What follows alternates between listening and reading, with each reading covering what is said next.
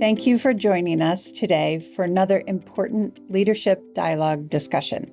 I'm Joanne Conroy, CEO and President of Dartmouth Health, and I'm currently the chair of the American Hospital Association Board. I'm really looking forward to our conversation today as we talk about health equity.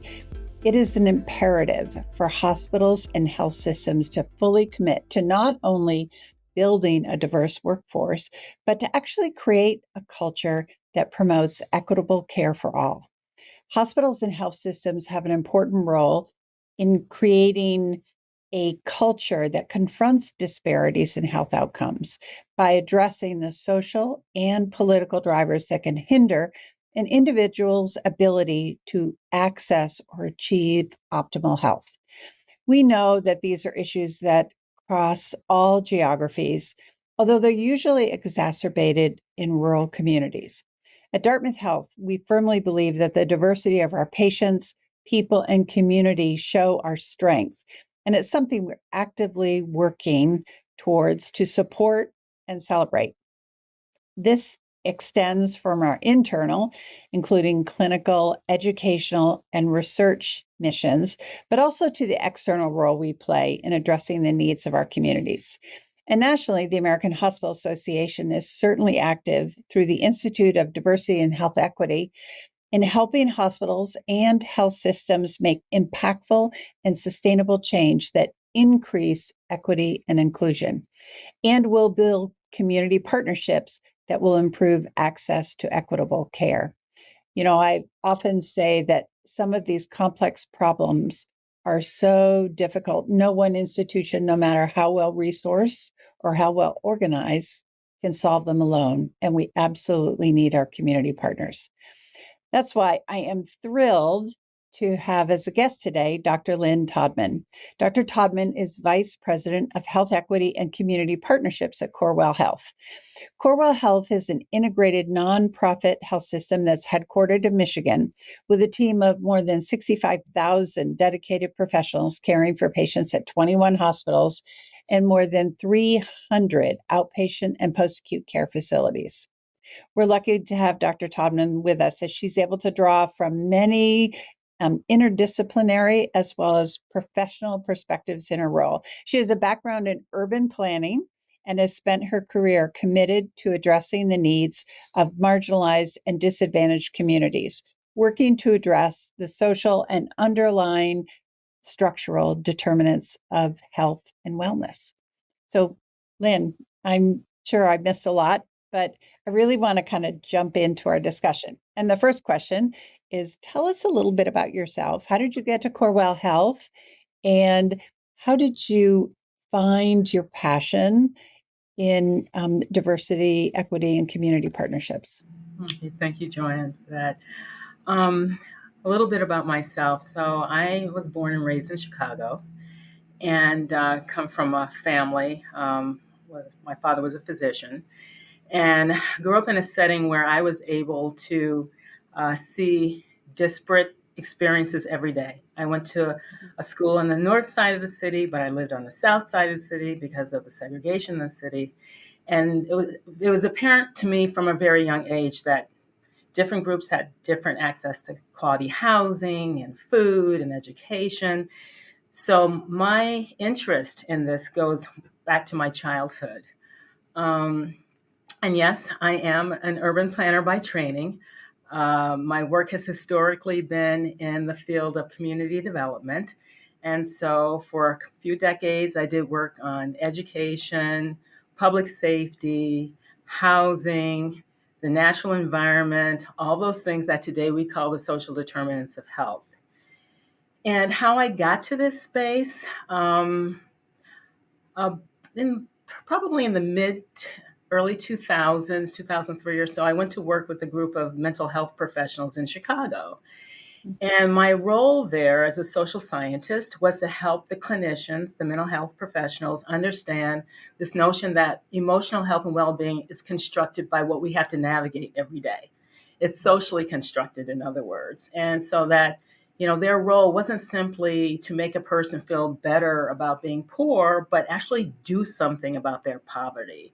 So I spent about 8.5 years doing that with mental health professionals. And then in about 2014, I came into healthcare to do that with clinicians in the hospital setting. So that's what I do, is to round out our collective understanding on what drives health with a more robust appreciation for these social factors that play a role in shaping health outcomes, including health inequities. So that's how You I got know, to this space. yeah, that is really fascinating. The dean of the School of Public Health at Boston University used to talk about what poverty does to an individual, and it creates almost an inability sometimes to focus, affects their judgment, because when you're worried about, do you pay your rent or do you pay for food? Mm-hmm. There are some incredibly difficult decisions that when people are living in poverty, they're having to deal with. And we don't always appreciate the behavioral health impact of Yes. people that are constantly making those decisions. So let's shift and talk a little bit about your role at Corewell, health equity and community partnerships. That seems like a lot of landscape to cover. Um, so talk a little bit about um, the relation between those two areas, because they are different, but they do share a lot of the same real estate. Yeah. So I think certainly in public health, historically, for probably 100 years now, we've understood that a lot of what determines our health outcomes has to do with the environment that we're in every day. And in the last 15 or 20 years, that way of thinking has found its way into healthcare. So we know we can do fantastic clinical work and generate really wonderful clinical outcomes, but people go home. They go Mhm. back to their neighborhoods. They go back to their houses. They go back to their places of worship or work or school. And that's where they spend most of their time. And so we have to make sure that those environments support the wonderful clinical outcomes that we're trying to generate, and that these environments enable people to adhere to medical advice or guidance, suggestions around eating or exercising or stress reduction, whatever. So we don't have the levers for that in healthcare, Mhm.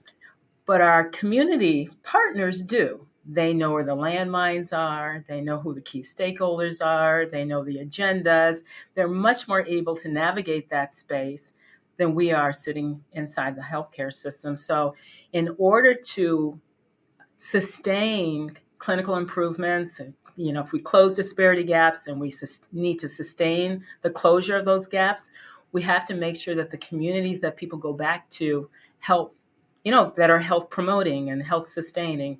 And we can't do that as healthcare. We have to work with people in the community settings to actually create those environments to sustain the great clinical outcomes that we're working to achieve in healthcare. So that's essentially it. We have to have those partnerships to do the work that we're actually not equipped to do ourselves. It is interesting, though, that at some level, some leaders and organizations think we do have all the answers. And I had a really great conversation with somebody that ran a homeless shelter here, a really big one.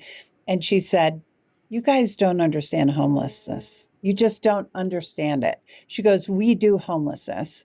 She said, "You need to work with us." And I'm like, "Oh, yeah." She's actually was so correct, because we think we know, but unless you're really living in the environment and understanding the issues that your clients are facing every single day, you don't really get it.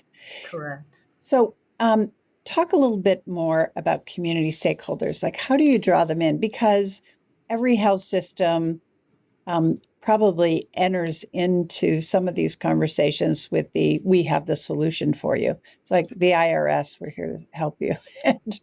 And sometimes we're not very helpful. How do you create those partnerships that are really productive? Yeah. So it takes a long time because there's a lot of trust building that has to happen in developing meaningful, authentic, and productive relationships. The other thing that has to happen that's a little bit difficult for large organizations is there needs to be a shift in the balance of power. Mm, And so, as a large organization, we have lots of people, we have lots of resources. There's, financial resources, human resources, and we have to be very careful as we engage with organizations that don't have the people, that don't have the resources, because we're not going to get the best out of those relationships if people feel again, the word that comes to mind is overwhelmed, but it's not so much overwhelmed, but overpowered in the relationship and feel that their voice isn't going to hold as much weight and much gravitas as the organization. So I would say, you asked me how you do it. One is really work hard to be trustworthy, like earn the trust of community mhm, partners, and then mhm, kind of check our power and mhm. recognize that we're often the biggest employer. We have the most resources, and we have to be very self aware when we engage in these relationships, because it's very easy to put ourselves in a position where the stakeholders don't want to work with us. Yeah. So, yeah, I would say that building It go trust. go into detail and describe maybe one of the partnerships that actually had a real impact on health equity. So you Mhm. can change the names to protect the innocent, but Yeah. talk about something that was you would consider a real success. Yeah. So when I first started doing the work with the healthcare system, I wanted to work with the local barbershops in town in a low wealth African American community for a number of reasons. Men are late to get care. They don't answer the questions on our community health needs assessment. I really didn't know kind of like where their heads were. And so I wanted to work with local barbershops. And as an African American, I went into this barber shop thinking, oh, I'm going to be trusted. They're going to, they're going to embrace me and we're going to have this wonderful partnership. And it didn't turn out that way. And in fact, the barber, the owner, said that he was risking his reputation just talking to me because I Oh, represented the healthcare system. So wow. then I had to kind of pull back there, and I had to reframe my ask. Well, like, what can I do for you? What can I do for you? As opposed to here's what I have for you. Here's what big healthcare system has for you. So once I reframed that question Yeah. and became more humble and checked my own power, he told me what I could do for him, and we ended up having um, nurses on site doing blood pressure checks, stroke education, even taught the barbers how to identify somebody who was having a stroke, which actually caught two strokes in the years subsequent to the training. Ah, Um, but it also meant that I had to do things like I had to go get my hair cut at the barbershop and sit in his chair and develop that relationship over time. That was 10 years ago, and we still have a great relationship. But that's a good example of a relationship with a community partner that could have gone south, where I had to step back, check my power, do the things that needed to be done to earn his trust. And then mhm. we were able to do some really meaningful things with the men in the barbershop. They engaged with the healthcare system in many instances proactively. Yeah. They decided to go get a PCP. They felt more empowered and trustful to go get a PCP, for instance. So that's one example. Wow. That's a great example. And when I was at the Association of American Medical Colleges, we brought blood pressure cuffs into the facility Know Your Numbers week and actually took them to the mailroom, and we found some really high blood pressures there. Correct. But it's interesting though. The men in the mailroom didn't want to continue taking their blood pressure because they felt like if it was high, they'd done something wrong. Mm, I never mm, thought about that. So we had to teach them to take each other's blood pressure. mm. So we were totally out of the loop, and they could understand when their blood pressure got high. Like they would say, well, after I have 2 cups of coffee, my blood pressure goes up about 10. And I was like, wow, what a Mm, breakthrough, almost right. teaching them how to really embrace their health. Correct. So have you been able to expand that to other barbershops? Because you would have to get your hair cut a lot. No, we were on the foothills of expanding it to other barbershops when the pandemic broke out. Ah, okay. So we were not able to expand it, but we developed a deep relationship with that particular barbershop, and the relationship remains intact. Yeah. Well, that's great. Mhm. Now, let's talk about return on investment, because people always ask that. Although, I have to say our boards are much more mission focused and they understand that a lot of what we do doesn't necessarily have a financial return on investment, but there are other returns on investment when investing in health equity and community health. Do you have those type of conversations Mhm. at the board level? And how do you ensure that, the board leaders kind of get it and commitment to health equity kind of stays embedded in your health system values and philosophy? I can't say I'm privy to board conversations around ROI. Hmm. I am privy to leadership conversations around ROI, so I could speak to that if I may. That would be great. So, yes, that is something that's been on my mind for a couple of years, the Mhm. ROI on health equity investments. And while I completely appreciate the importance of being fiscally responsible, I do think that we run the risk of leaving value on the table if we just consider the short term direct financial returns on these things. So, for instance, I think there's a return associated with increased brand awareness and loyalty as we reach into communities that have historically felt underserved by the healthcare system. It Mhm. means, for instance, that people are more likely to come to get healthcare early Mhm. before it's costly and Mhm. before it's hard to generate good outcomes, for instance. Mhm. I think there's a return associated with being a mission driven organization in the context of a labor market that is increasingly populated with people who are very mobile and very mission driven, and very diverse.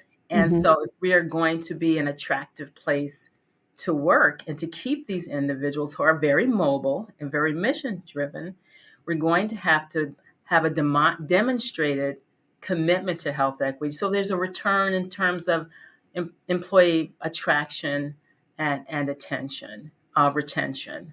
There's a return in terms of the overall regional workforce. If we keep the regional population healthy, we have a feeder population for our workforce that's going to be healthier. So, my point is, there are a number of returns on this investment that are medium and long term, that are intangible and non quantifiable, that need to be integrated into our understanding of the return on investments in health equity. That is perfect answer to that question. I think that a lot of times we can't distill it into kind of a financial investment, and it's really an investment in your community. And you're right, the payoff is often years down the road. But when communities actually continue to stay in your service area, that's a long-term, well spent investment. Correct. Um, let's talk a little bit about how your external work has now influenced internal values. Because we talked about how the internal goals ref- may be reflected in some of your external projects and community partnerships. But does it go the other way? Has your community partnership affected your internal team's awareness of health inequities in the community and actually made them a little bit more educated and also a little bit more empathetic to the Mm-hmm. challenges that some of their patients are facing? Yeah. I mean, I can think of one example, a concrete example right now with our GME program, the Graduate Medical Education Program, where, for a variety of reasons, the residents don't get a chance to really engage and Mhm. understand what's happening in community. So recently, we made a connection between the GME program and our community health stakeholders in one of the regions and enable the residents to go into some of these communities and Mhm. see people where they spend most of their time, because they only see them when they come into the hospital. Right. But that opportunity to see what is happening in community really helped reframe their understanding of what they saw inside the hospital when people came in. So that's one example. And we do community rounding. I do a lot of that. I just go into community and see things firsthand and bring that insight back into my strategy making and my thinking around the health equity agenda. So those are some of the ways where our external stakeholders inform the way we think and approach the health equity work within the walls of the hospital. I think investing in health equity, awareness of disparities, and working with community partners can be transformative to organizations. I mean, think back 10 years ago. I don't think we thought about it very much. And Mhm. yet now I realize that a town 12 miles away, people are going to um, have a lifespan that's 15 years shorter than the town that's much more affluent in the same region. And,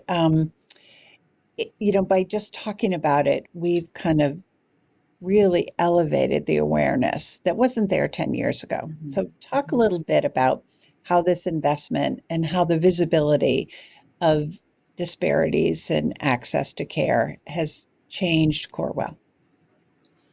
Well, in many ways. So, first of all, there's a workforce um, doing this work, a bigger workforce doing this work than there was 10 years ago. There's Mhm. somebody like myself and my peers across the organization that are doing it.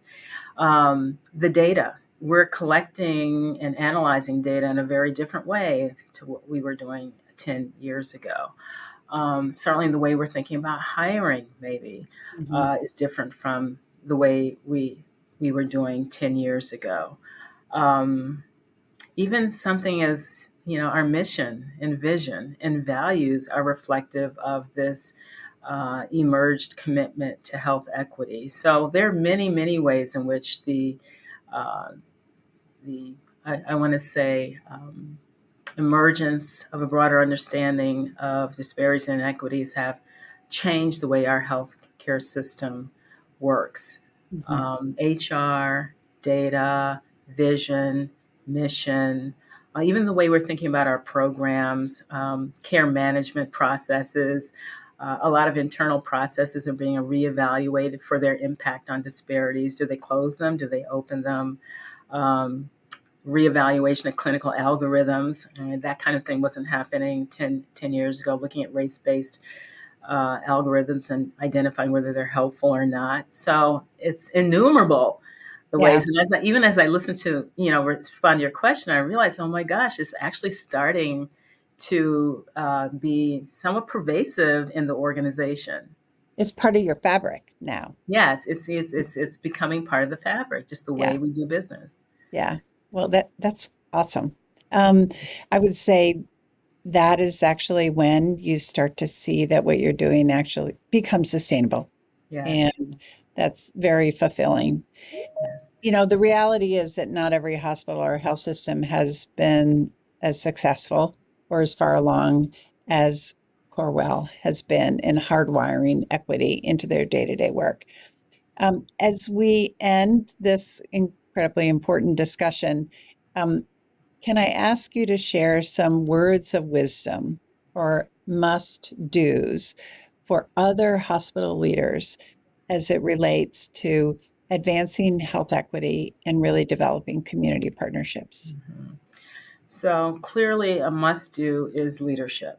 I think that the leadership, the CEO at Corel has been unambiguous and clear that this is something that's very important to her in the organization. I can't overestimate the importance of demonstrated, articulated commitment from leadership. Then, of course, you need the workforce. you need the people to do the work. And one of the ways that we did that was basically take the community health teams that were already situated in community and could identify where the disparities were. We've actually pivoted that team to be essentially the workforce for this. Obviously, you need financial resources, or to rethink how you're mobilizing financial resources to do this work. And then, of course, you need the data to tell you where to do the work. You need to understand where the disparities exist and where to focus your energy. So those are some of the things that I would say are really, really important in doing this work. Lynn, thank you for joining me today. Sure. Your insights and your expertise are really greatly valued. And you and I are both going to be at the AHA's Accelerating Health Equity Conference this next month, May 7th, Yes. and May 8th in Kansas City, where attendees can learn from experts in the field and dive much deeper into these topics that we have just scratched the surface on today. To register or learn more, you can visit www.equityconference.aha.org. I want to thank you again, Lynn. And for our viewers, I'll be back next month for another Leadership Dialogue discussion. So have a wonderful day. And again, thank you so much, Lynn, for sharing your expertise. Thank you.